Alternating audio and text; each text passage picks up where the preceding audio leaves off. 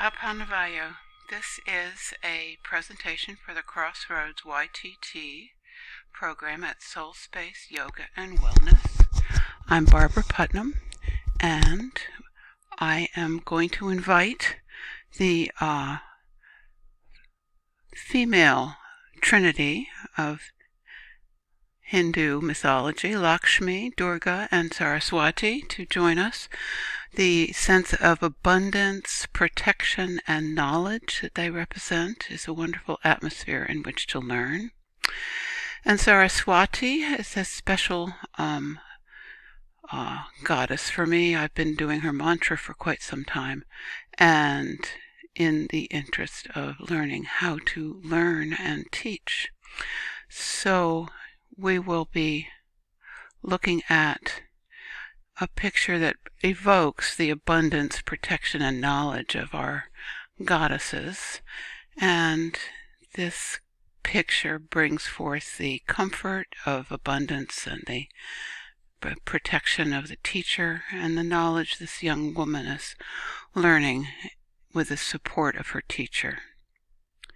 So in that spirit, I'm going to bring Saraswati in to join us on our journey, and I'm going to sing her mantra just 3 times just to bring her spirit into our class. Om I'm Saraswati Swaha.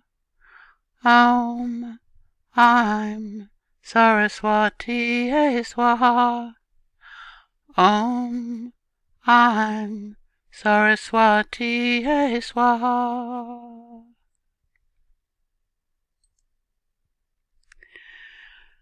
Okay, so we are going to be learning both from trusted authorities and from our own experience. So we're going to start by reviewing the concept of Apana Vayu in the yamas and the niyamas and the koshas and the Yoga Sutras.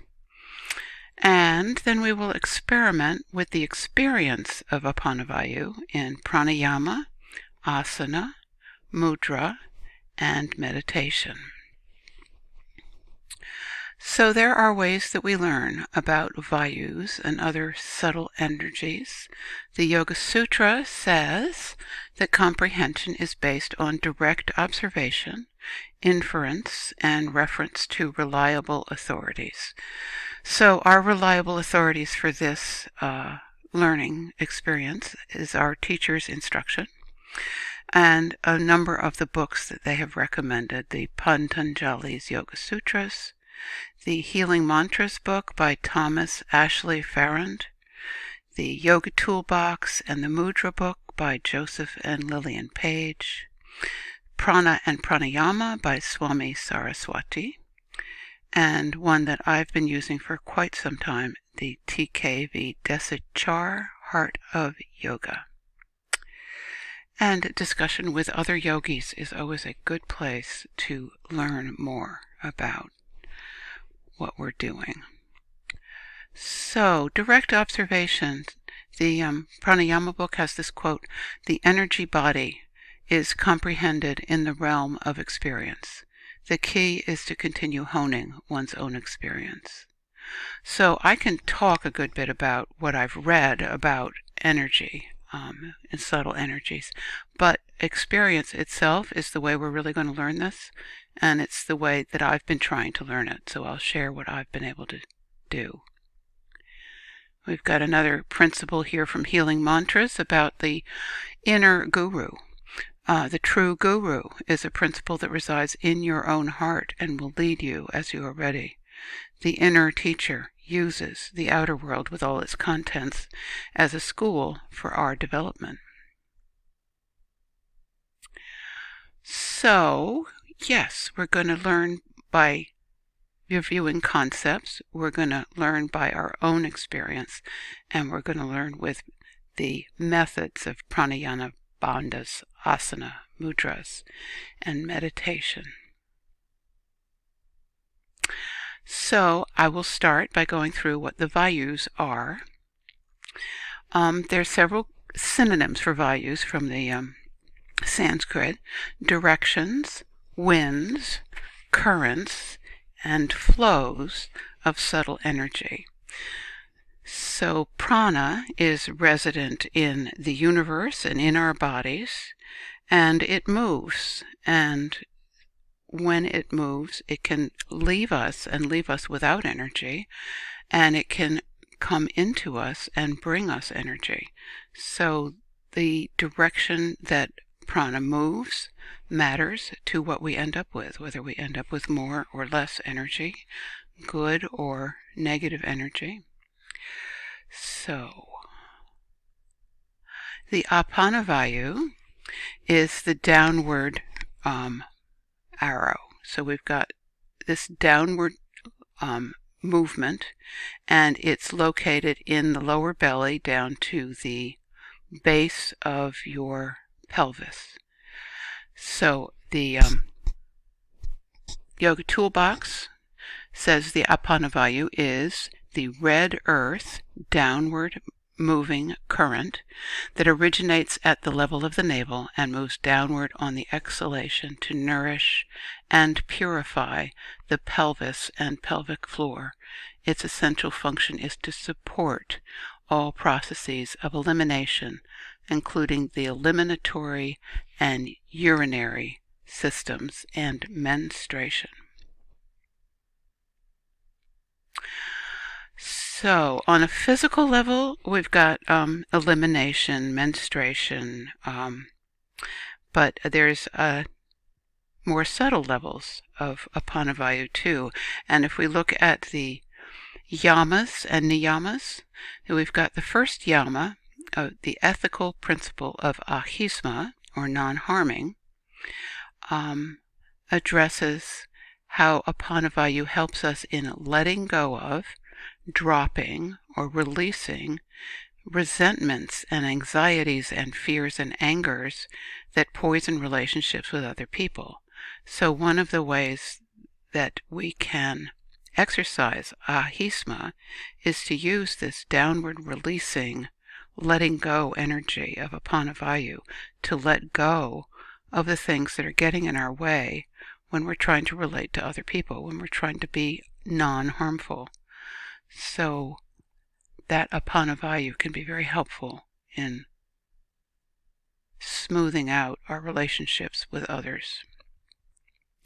So then the first niyama, personal discipline, is sausa. So Apana Vayu operates on the physical level to release physical toxins in our bodies. So that there's the practices of things like yogic enemas and the neti rinse for the nostrils. There's a number of those physical cleansing things that are part of the yoga tradition.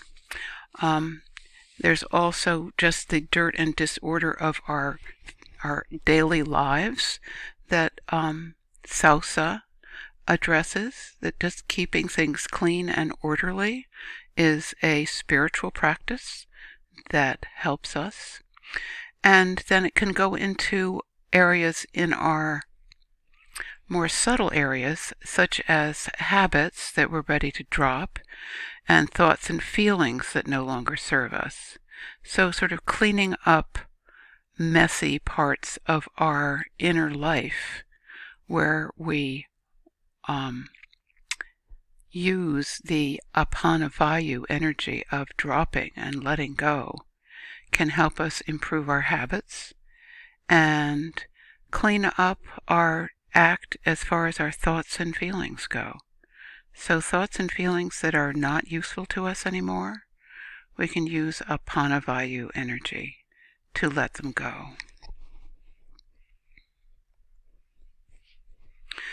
So let's go through Apana Vayu in the 5 koshas, starting with the most physical one, the body kosha, the food kosha, Annamaya kosha.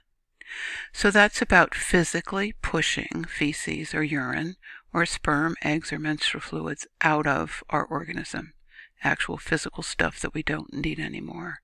And the physical feeling of doing that, you could do it right now as I'm talking to you. You can sort of push your lower belly, that feeling of trying to push out a bowel movement or even push out a child when you're giving birth, that downward lower part of your belly is where that happens.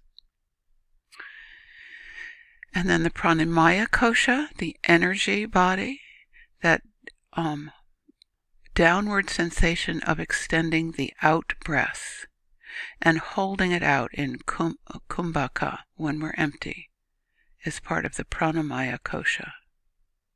So we'll practice some of that with our pranayama practice. And then there's the manamaya kosha, where we release thoughts, feelings, letting go of attraction and aversion. So that's what I was talking about on that previous slide with the Yoga Sutras, letting go of being angry at people, letting go of bad habits. So releasing thoughts and feelings that no longer serve us. And then if we move up to the Vijnanamaya kosha, we are releasing attachment to the controlling self, releasing attachment to desire, and remembering our true self. So this is a much higher level of getting still and not getting swept up in the more mundane concerns of our lives. And then the Anandamaya kosha is that sense of bliss when we pretty much forget all our other attachments and are just one with the all. So here's a quote from the Yoga Sutras. Both practice and non-reaction are required to still the patterning of consciousness. So practicing vairagya, the non-reaction, often feels like that letting go feeling of dropping your attachments and releasing your grip on thoughts and feelings.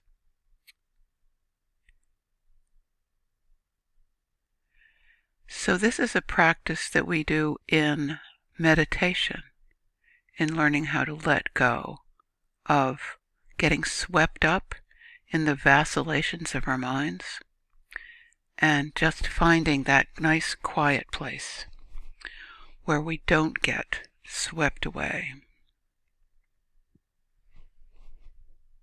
Okay, so let's start our practical practice by doing some pranayama. And this is stuff that I have learned from experience, from my own experience with the guidance of my inner guru, as well as having read a pretty detailed description in the book by Desi Kachar, The Heart of Yoga. So let's just start by hanging out with our breath. So just let your natural breath pace exist and be an observer of it. So let's do that for like 3 cycles of breath. Just be an observer of your natural breath.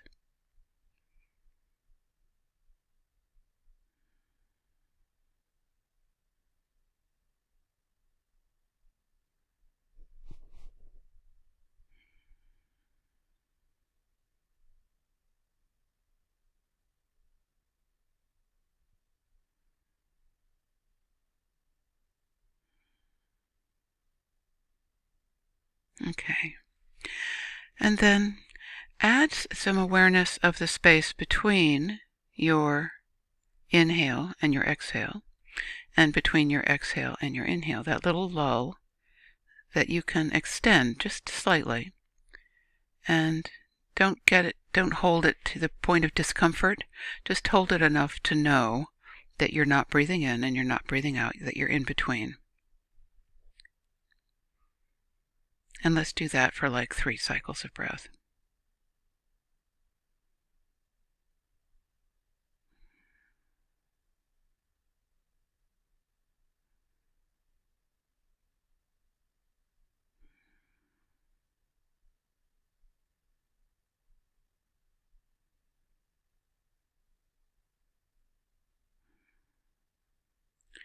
So when you're breathing that way, you're aware of there are four parts to your breath. There's the inhale, there's the pause, there's the exhale, and there's the pause.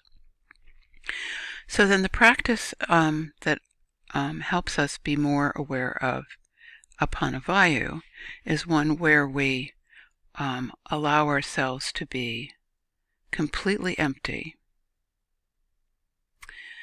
to fill up quickly, to pause at the top of the breath, and then to take a very, very slow, extended exhale.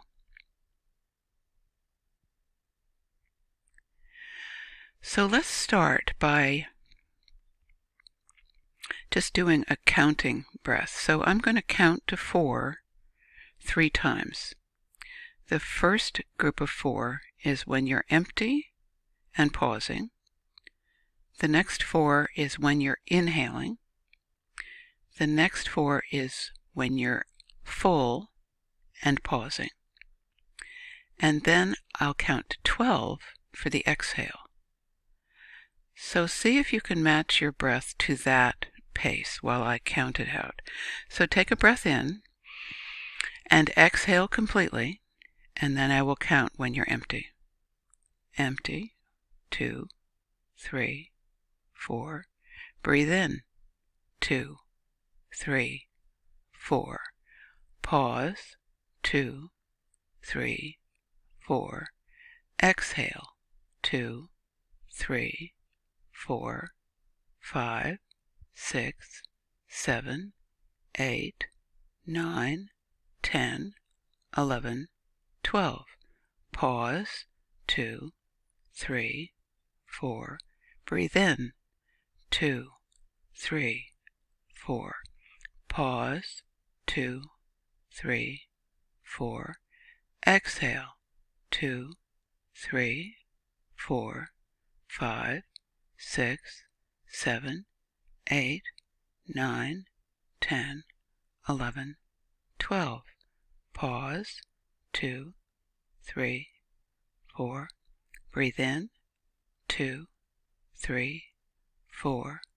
Hold, 2, 3, 4. Exhale, 2, 3, 4, 5, 6, 7, 8, 9, 10, 11, 12. And then go back to your natural breath. So that extended exhale is what we're looking for when we're looking for Apana Vayu, that downward breath. So I hope that you were able to also feel that downward movement when you did it. Okay. So one of the sort of lessons of Apana Vayu is about emptying, about letting go, about dropping what you're holding on to.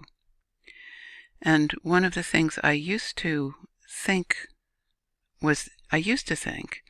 that the beginning of the breath was the beginning of the inhale, because that's the first breath you take when you're born. But a lot of the yoga reading that I've done identify the empty part of your exhale as the beginning. And that makes sense, is that before you can fill up with anything new, you have to be empty. So that empty pause at the end of the exhale has a lot of quietness to it. That the quality of that emptiness is really quite intriguing. So let's spend another several cycles of breath just exploring extending the exhale and savoring that period of emptiness before you start to inhale again. So I will do 5 cycles of that breath on my own, and you'll be able to hear me breathing, but I'm not going to count. And then I want you to do 5 cycles, or as many as fits into this time, at your own pace. So hopefully your hearing my breathing won't disturb you, but it'll sort of inform you of where we're at. So we'll just have some time to explore extending the exhale and savoring that empty place where we have to be empty before we can fill up again. Okay.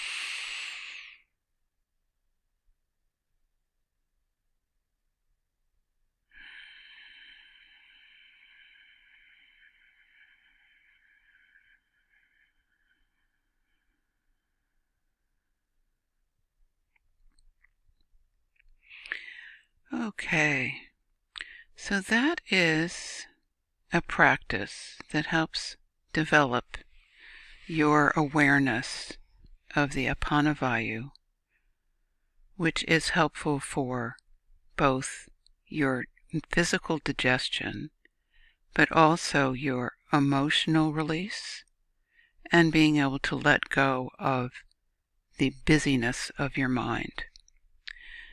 So it's notable that extending the exhale is also effective in lowering your blood pressure, lowering your anxiety. There's lots of physical things that you can measure about a long exhale that are beneficial on a health level. Okay, so here's the bandhas, and this is another practice that I've just started trying to experiment with, and to actually have the physical sensation and the emotional awareness of what a bandha is doing for you. So I am leading you as an amateur in this, but I have been playing around with Mula Bandha, the energetic lock located at the perineum. It's engaged by drawing the pelvic floor upward into the body. And if the body is viewed as a container of energy, the amount of energy in the body can be increased by closing the bottom of the container through Mula Bandha. So it physically strengthens the pelvic floor and supports your organs. But it also has a more subtle effect. So one of the qualities of that out breath, where you're empty, is that it gives room for prana to fill you, to come back into you. So we're seeking to be able to direct and hold prana, good energy, that gives us vitality. And one of the uses of the bandhas is to hold the prana within us that would otherwise leave us. So there are stories about how prana leaves you through your eyes, through your mouth, through your openings of your body, and that if you close your eyes and bring your attention inward, that helps you hold the prana within you. So this bandha is another method for holding prana within you. So when I do what we were just doing with our breath, where we have an extended exhale, I can feel this downward flowing movement going out of my body.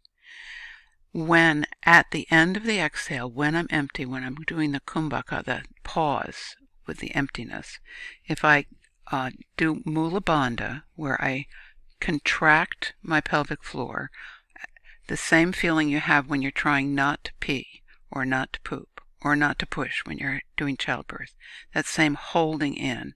If you do that physical feeling of holding in when you're at that point in your breath, there is a very subtle feeling that I've just started to be able to perceive, which is a feeling of something bouncing off the bottom of my pelvic floor and coming back up into my body.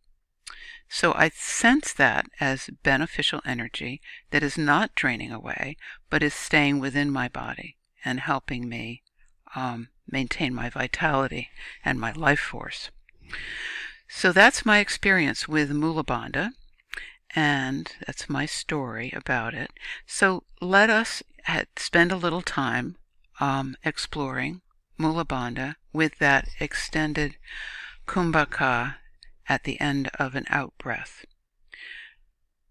So I will lead you through a couple of cycles of doing that, and then I will be quiet while I do it myself, and then we'll go on to the next thing. But I hope that you'll be able to have some sense of the energy level of that gesture. Okay, so take a nice breath in, hold it for a moment, and release it. And when you're fully empty, pause and contract your pelvic floor. And then when you're ready, breathe in again. Take a little pause. Exhale fully. Contract your pelvic floor. Pause. And then release it and inhale again. So let's do several more cycles like that.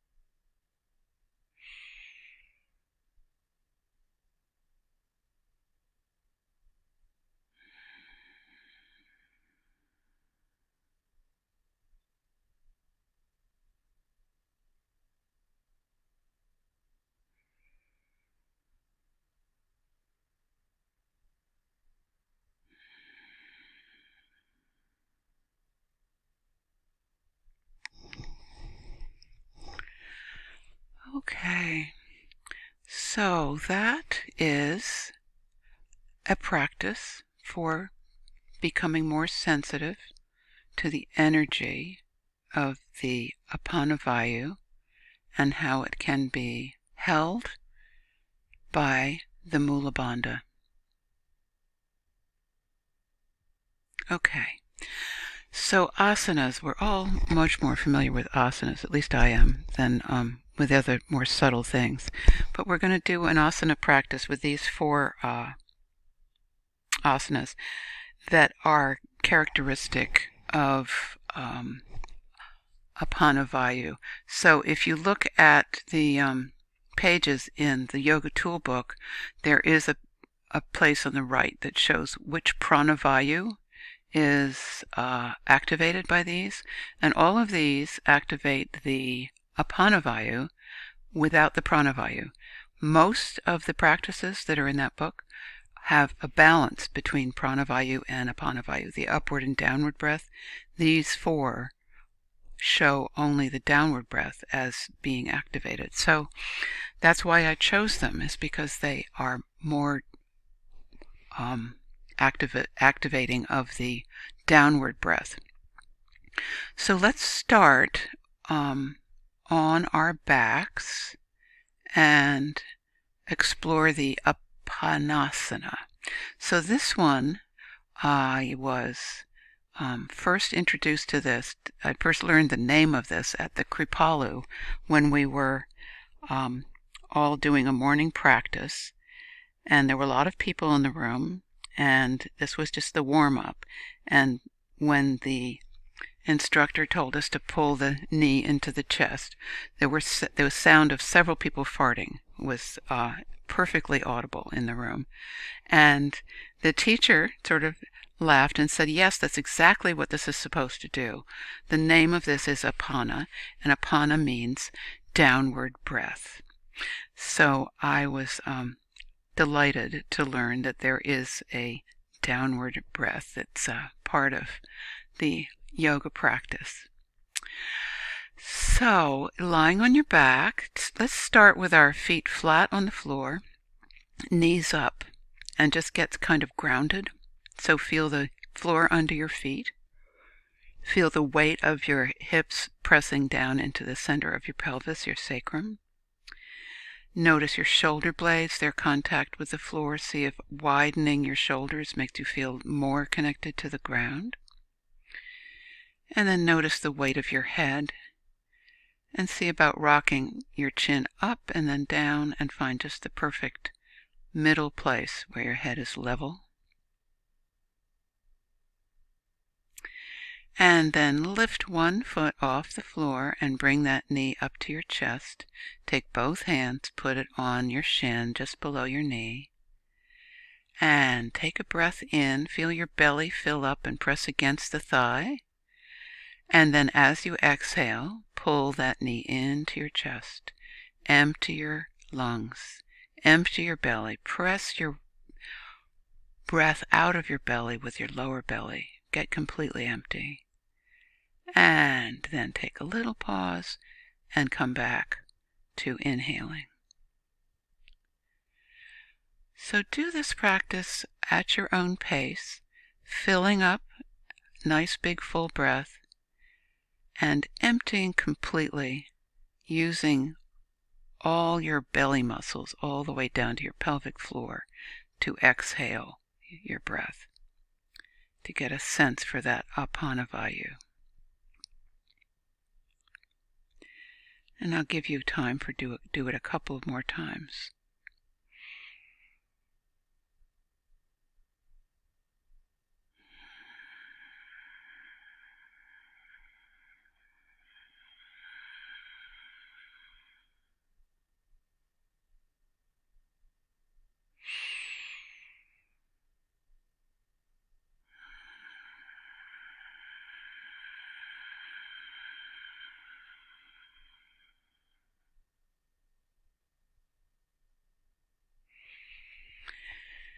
And then release that leg and stretch it back out on the floor. And pick up the other foot. Bend the other knee. Bring that into your chest. And we'll do 3 deep breaths, emphasizing the out breath on this side. So taking a full breath in, releasing it completely, pressing your knee into your chest, contracting your lower belly, contracting your pelvic floor, completely empty before you inhale again. And a couple of more like that.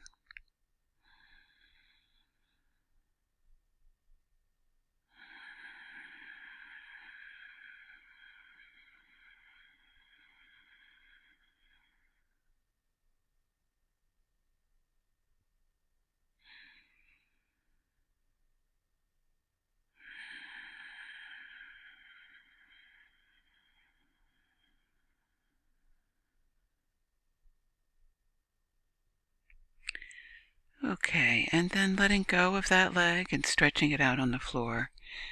And then just let yourself settle into Shavasana for a couple of breaths. And just see what you notice about the physical sensations of the release. And see what kind of subtle energy you can be aware of as the after effect of that practice.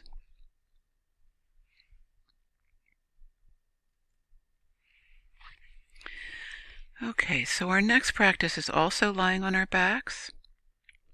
And this one we're going to put our foot in our hand. So this is a gesture of touching the foot with the hand.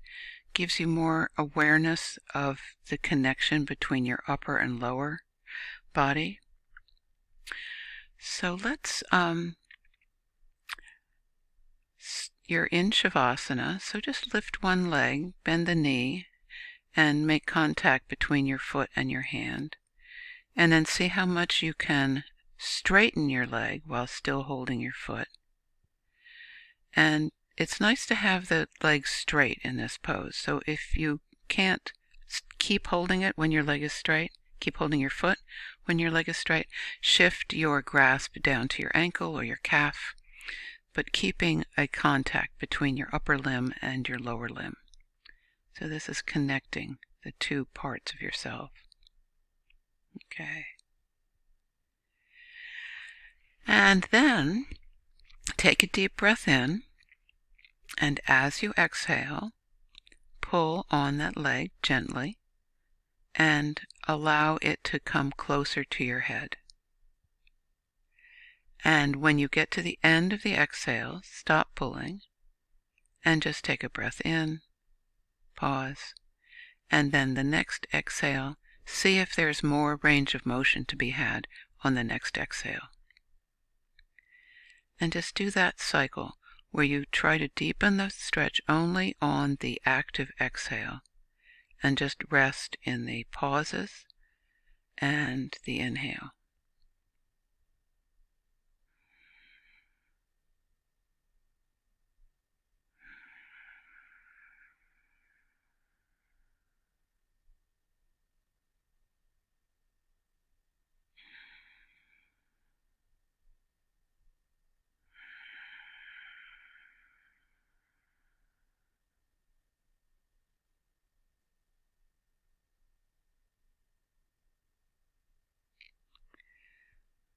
So just noticing what sensations you have in the lower belly, in your pelvic floor, and your hips.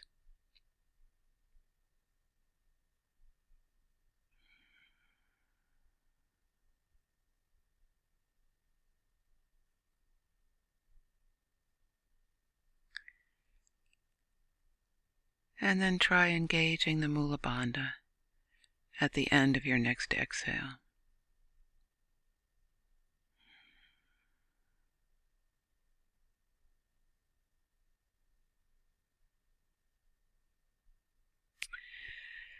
And then releasing the foot and letting the leg come back down to the floor.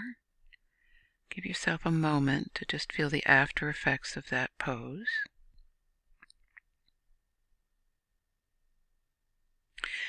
And then lift the other foot up. You can bend the knee to reach the foot, straighten the leg, find the right position for your hand on your leg or your foot. And then once again, using your breath, inhaling, pausing, and then as you take a long, slow exhale, pulling that leg toward you. When you reach the end of your breath, relax the pull. Fill up again. And on the next exhale, see if there's more range of motion to be had. So a couple more breaths like that.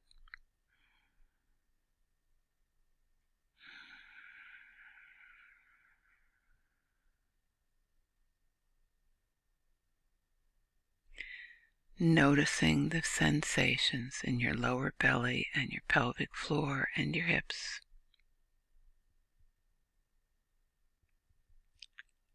And then at the end of your next exhale, engage Mula Bandha. See how that feels.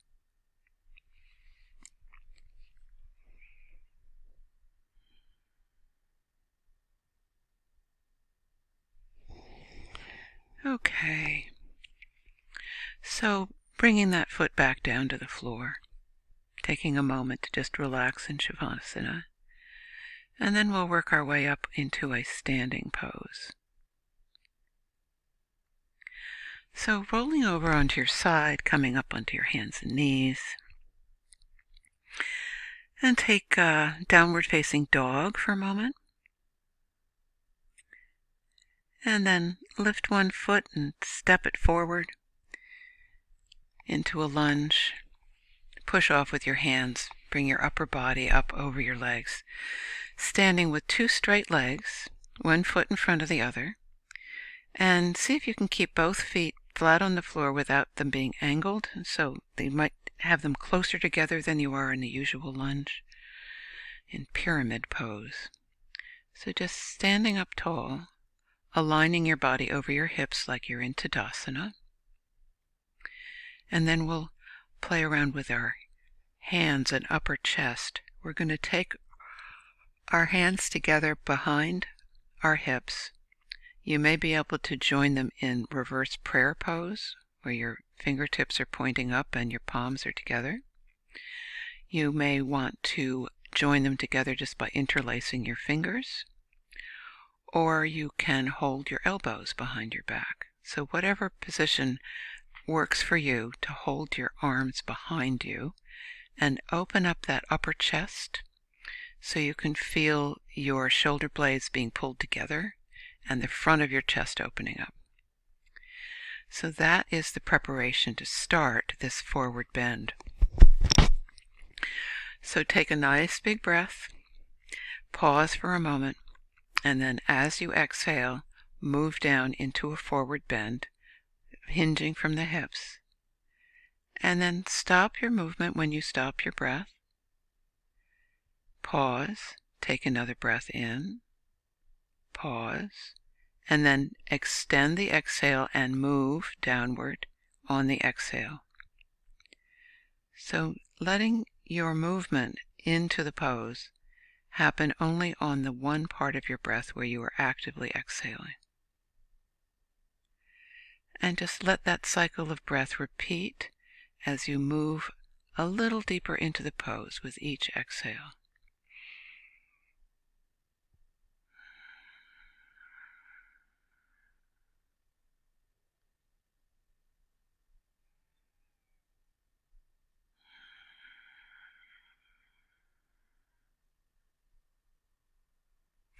And then once you're fully down,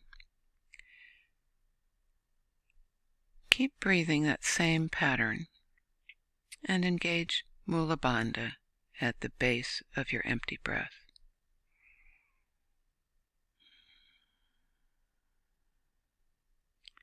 So in this pose, you can feel that sense of bowing down, letting your head be below your heart, a sense of reverence, of surrender, and just let that downward movement of the bow be part of what you're feeling in the Apana Vayu.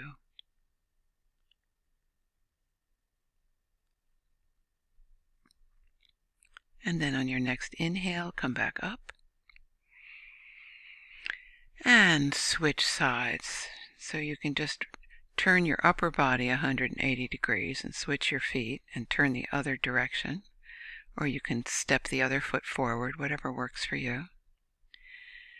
So then we'll do the same series of poses on that side, bringing your hands behind you, taking a deep breath in, hinging at the hips and folding forward, taking a pause, another breath in, a pause, and then moving deeper into the pose as you exhale. So using that pattern of your breath, moving deeper in the pose on the active part of your exhale.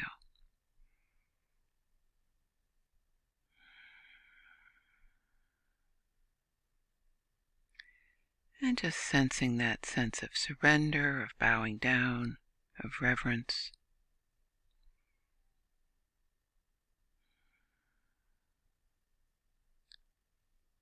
And then the next time you're in Kumbhaka, the empty place, engage your Mula Bandha.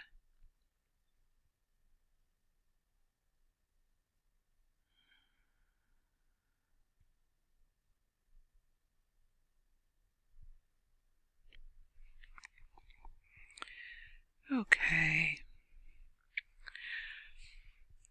So let's release that pose. Release your hands. Stand back up again. Bring your feet together. And we'll work our way down onto the floor again, this time into Balasana or Garbhasana, the embryo pose, the child's pose. So coming down onto hands and knees and then folding your hips back to your heels, letting your head come down to the floor. Feel the front of your body resting on your thighs. Adjust the position of your legs to allow your head to rest comfortably on the floor. Top of your forehead so your nose doesn't get pressed into the floor. And then find a good place for your arms, either along the side of your body with your hands near your feet, or stretched out over your head with your palms down. So this is a resting pose. Once you get yourself into a position that's comfortable, it's a place where you can just let go and just drop everything. So this is a pose where you're not using effort to get into a position. You're just allowing yourself to be in this pose. So this is a very natural pose. It was one that I did as a child just to feel better. It's a pose that feels protected and secure.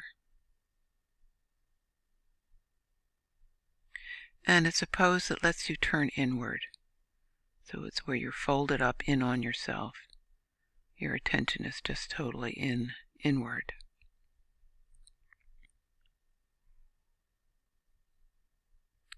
So just enjoy a few more breaths, just being folded up, turning inward, letting go of tension, allowing yourself to relax. And then notice your breath and see what the out-breath feels like when you're in this position.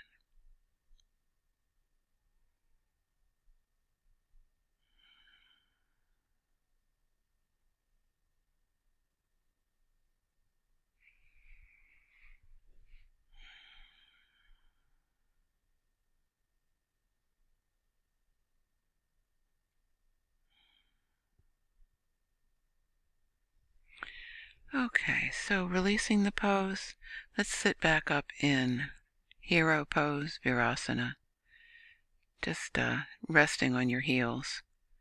And if that's not comfortable, find another comfortable seated position. And we'll go into the next practice, which is going to be working with some mudras, subtle energy gestures. So I've learned the names of some mudras. I've practiced a few mudras, but I can't say that I am an expert in what the subtle energy of a mudra is.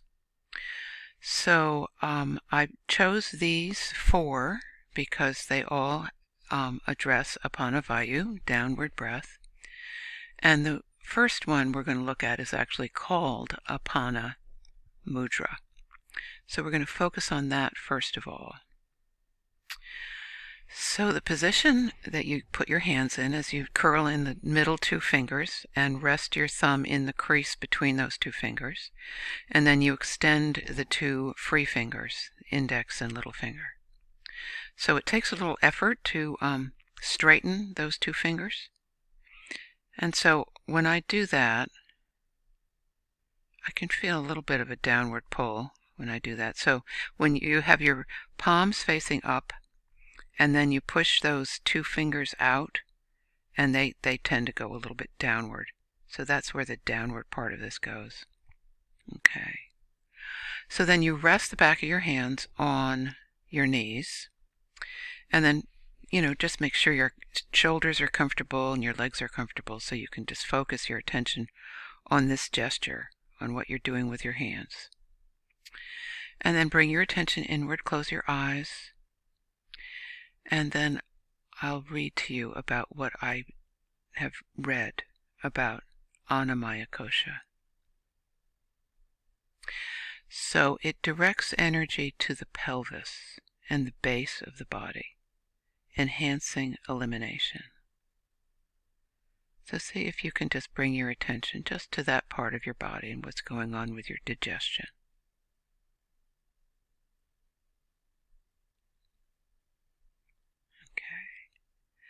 So then in the Pranamaya Kosha, this activates the Apana Vayu. It opens and activates the Manipura and Svadhisthana chakras, those first two chakras, centers of safety and self-nourishment.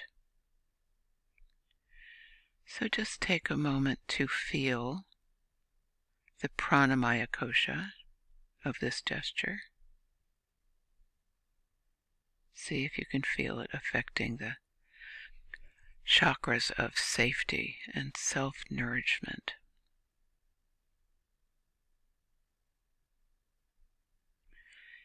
And then the Manomaya Kosha is a release of stress and tension from the mind and emotions. So check in to see if there's anything bugging you right now. After all those practices, you may be pretty calm. But if there's something still niggling at you in your mind or feelings, see if you can just put your attention on this gesture and let those things go.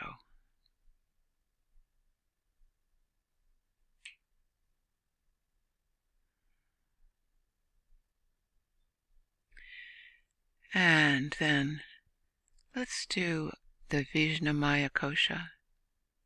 Let's take an extended pause at the end of your next exhalation and just hang out in that really quiet place. So taking a big breath in, little pause, long breath out, and see if you can stay in that empty place.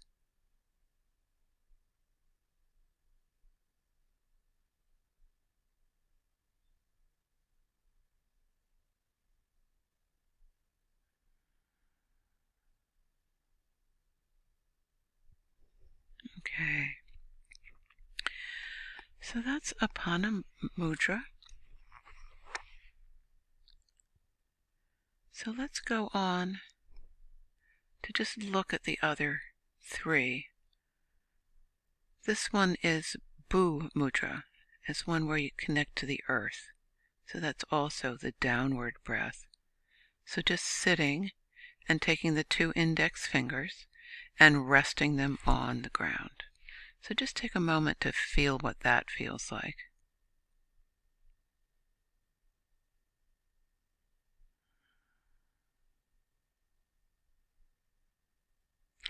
And then we're going to try out the other two too. We're sort of test driving these mudras. So after you've tried all 4 of them, I want you to ask your inner guru which one felt the best. So paying attention to how they feel, because you're going to choose one. Okay, so Chinmaya Mudra. This one is where you curl 3 fingers into your palm and just touch your index finger and thumb together and rest your hand facing downward. Okay, so this one activates Apana Vayu, opens and balances the Manipura chakra. So it's a downward facing mudra. Okay, and then the next one is Chin Mudra, and that's almost the same, but you've got thumb and index finger touching, and then the other 3 fingers are straight out instead of curled in. So just try that one on. So resting your palms on your knees, straight fingers out.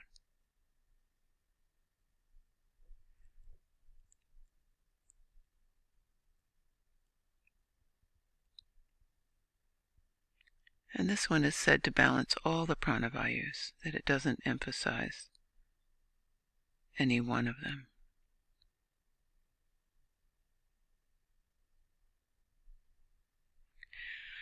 So we've tried out 4 mudras. So let's give ourselves our last few minutes to do just some time to meditate, to connect with your observing self, connect with your inner guru, and just choose one of those mudras to hold your hands in, and allow yourself to pay attention to Apana Vayu, that downward breath, and then just let go. Let go into sitting, knowing that you're sitting, breathing, knowing that you're breathing, holding a mudra, knowing what that mudra is,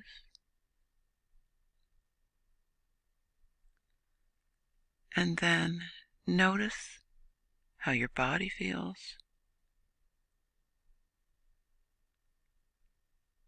and withdraw your attention from your body. Notice how your breath feels, and bring your attention away from your breath. Notice your thoughts and feelings, and see if you can step away from that. Just be the observer, the observing self. Notice your mudras, and just observe them.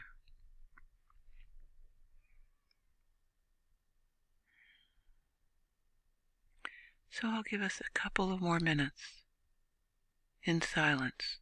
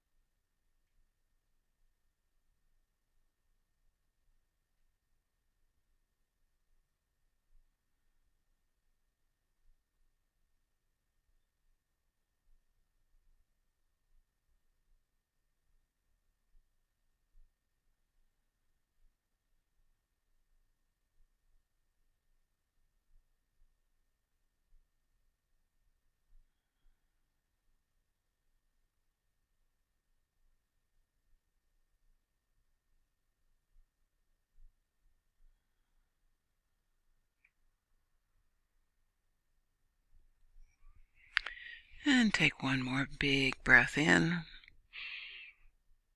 A complete breath out. Release your mudra and open your eyes.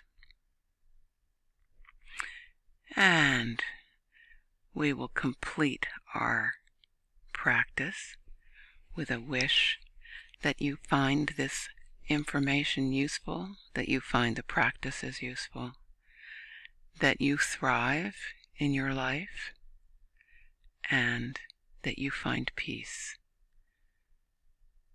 So thank you for being part of my Yoga Sangha, my community, and Namaste.